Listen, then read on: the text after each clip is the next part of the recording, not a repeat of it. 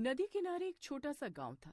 गांव जितना छोटा था, गांव में रहने वाले लोगों की सोच उससे भी ज्यादा छोटी थी। इसलिए गांव में न तो लड़कियों को ज्यादा पढ़ने दिया जाता था, न ही उन्हें अपने सपने पूरे करने की आजादी थी। इस गांव में एक रत्ना नाम की लड़की रहा करती थी। रत्ना पढ़ाई में बहुत ही अच्छी थी और पढ़ लिख कर नौकरी करना चाहती थी, लेकिन उसके माँ बाप उसकी शादी करके अपनी जिम्मेदारियों से मुक्त होना चाहते थे।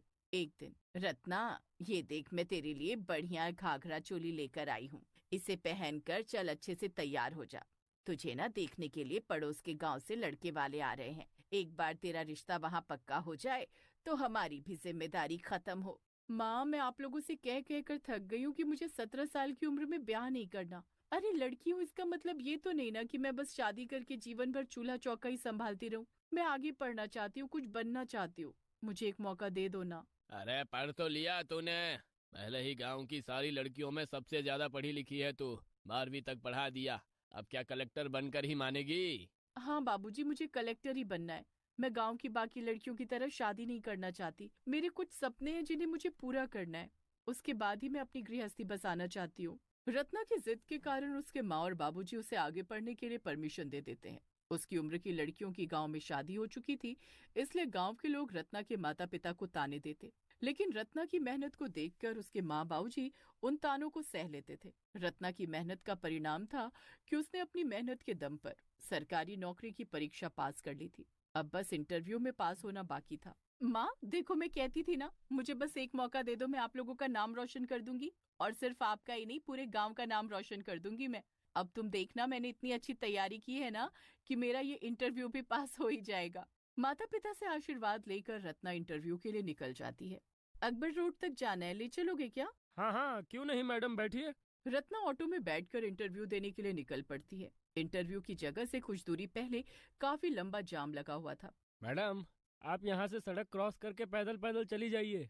10 मिनट में पहुँच जाएंगी। ऑटो में बैठकर जाने के चक्कर में कहीं आपका इंटरव्यू ही छूट ना जाए। इस सिग्नल पर बहुत लंबा जाम लगा है। मुझे ऐसा लगता है कि इस जाम को निकलने में 1 घंटे का लगभग समय लग जाएगा। ठीक है भैया, मैं पैदल ही चली जाती हूँ।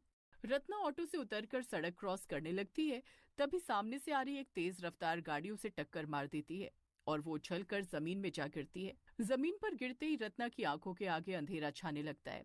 2 पल ठहर कर वो गाड़ी वाला मुड़कर रत्ना की ओर देखता है और उसके बाद गाड़ी की रफ्तार तेज करके वहां से निकल जाता है। धुंधलाती नजर से वो गाड़ी के आखिरी 3 नंबर ही देख पाती है, 777, और ये नंबर उसके दिमाग पर मानो छप से जाते हैं।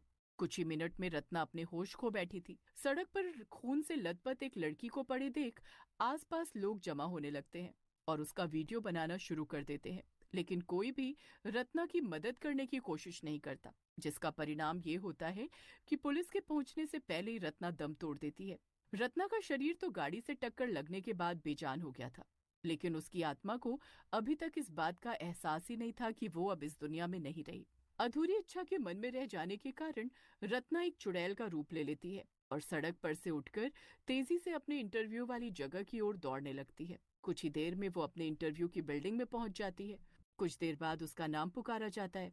रत्ना गुप्ता, यहाँ पर कोई रत्ना गुप्ता है? रत्ना गुप्ता, अब आपकी बारी है। इंटरव्यू के लिए अंदर आ जाइए। रत्ना का नाम पुकारे जाने पर रत्ना दौड़ते हुए इंटरव्यू रूम के अंदर जाती है और सामने कुर्सी पर बैठ जाती है। रत्ना गुप्ता कौन है? इंटरव्यू नहीं देना है क्या इसको? पता नहीं कैसे कैसे लोग सेलेक्ट हो जाते हैं। अरे जब इन्हें नौकरी करनी ही नहीं होती तो एक सीट क्यों खराब करते हैं?